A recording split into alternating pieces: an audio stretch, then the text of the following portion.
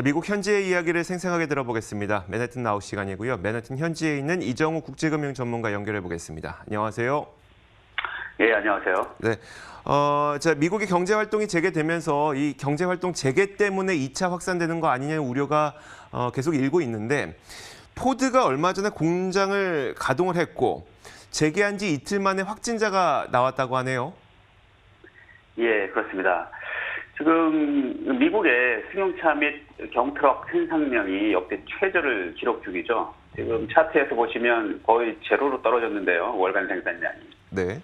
이게 경제 재개와 아울러서 생산이 시작되었다가 다시 중단되는 사태가 발생했습니다. 포드 자동차가 어제 수요일에 시카고와 미시건에 있는 생산 라인 가동을 중단한다고 발표했는데요. 이유는 생산 직원 2명의 코로나 확진 판정 때문입니다. 원래 지난 3월 20일부터 사실 코로나 사태로 이 생산 라인을 모두 중단했었죠. 그래서 지난 월요일 날 오랜만에 생산을 재개했지만 이틀 만에 다시 중단하게 된 건데요. 이 확진자 2명은 작업 생산 개시 시점에서 그 체온 체크를 했을 때는 별 문제 없었던 것으로 해서 통과가 됐지만 나중에 작업 과정에서 이상이 발견돼서 결국 확진으로 이어진 사례가 되겠습니다. 포드는 생산 재개를 위해서 지난 수주간 준비를 해온 것으로 알려졌는데요.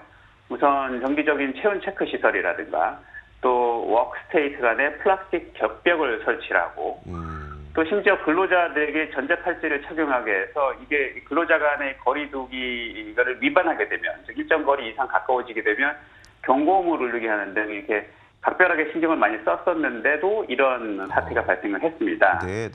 그래서 이 공장은 우선은 방역 작업을 한 다음에 다시 재가동할 예정으로 알려져 있긴 한데요.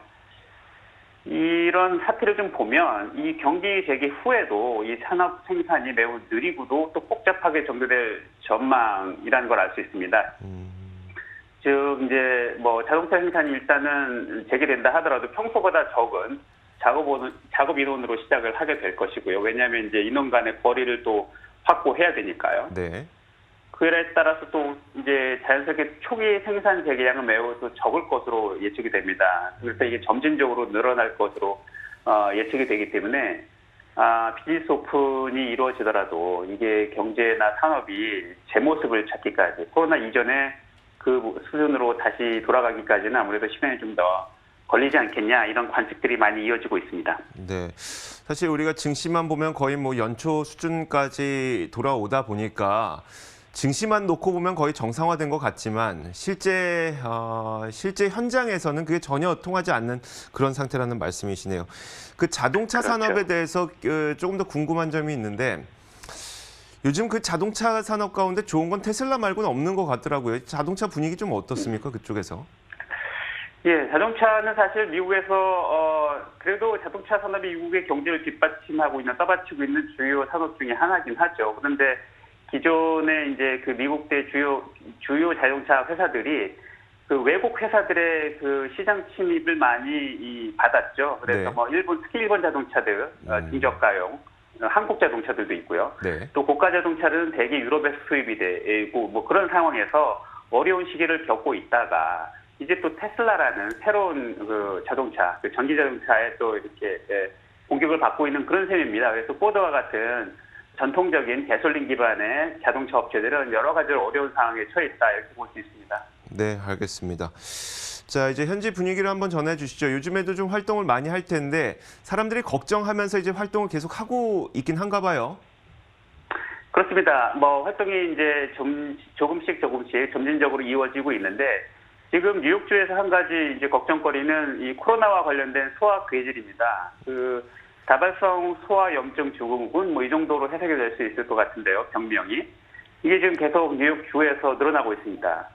현재 주 차원에서 한 157명의 그 환자를 조사 중에 있고요. 이 중 한 53%는 지난 9일간 발생했습니다. 이게 폐를 공격하는 코로나하고는 좀 달리 전신에 염증을 일으키고 특히 심장 이상을 유발하는 것으로 알려져 있는데요.